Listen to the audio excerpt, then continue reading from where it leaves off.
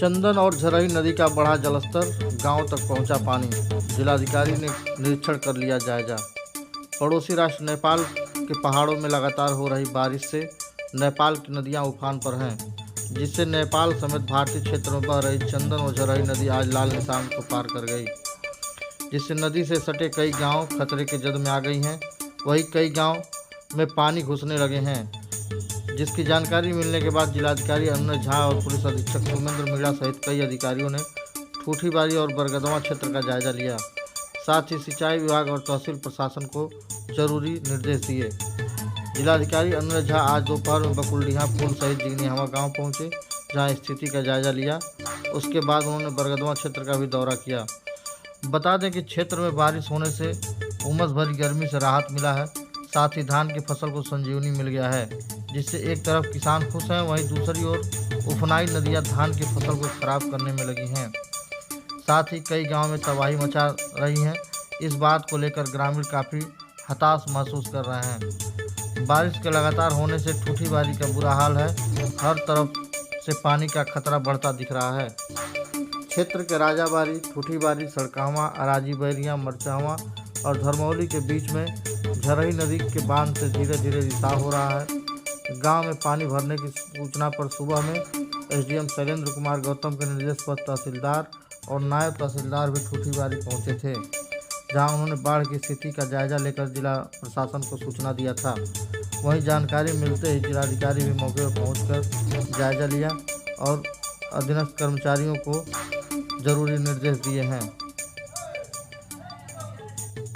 कि बृहस्पतिवार शाम के 6 बजे से लगातार मूसलाधार बारिश हो रही है जनपद महाराजगंज में और नेपाल के जनपदों में, जिसके वजह से अभी तक 6.5 लाख क्यूसेक्स पानी गंडक बराज द्वारा छोड़ा गया है नेपाल द्वारा, जो धीरे धीरे अभी हमारे भारतीय क्षेत्र में 4,20,000 क्यूसेक पानी आ गया है।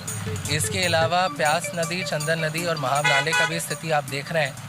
महाव नाला अपने जो भी हिस्टोरिकल डेटा है उसका सबसे ज़्यादा बहाव महाव नाला में हमने देखा है। कल रात में लगभग 12 फीट पे सभी तटबंध महाव नाले के पूरी तरह सुरक्षित हैं और पानी का जलस्तर जो है वो 12 फीट से घट के अब 10 फीट 6 इंच के करीब आ गया है।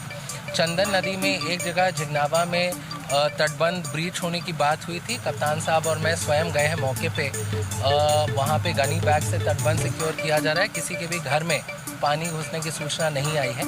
अभी हम लोग महाव नाले पे ही खड़े हैं। इसके पश्चात झिंगटी में बताया जा रहा है कि क्योंकि नेपाल में महाव नाले का शायद तटबंध टूटा है, तो उससे इफेक्ट झिंगटी में आएगा, तो वहाँ पे भी हम लोग अभी जा रहे हैं। उसके पश्चात लक्ष्मी नगर में बताया जा रहा है कि पानी सिवानों में घुसा है, तो उसका भी जायज़ा लिया जाएगा।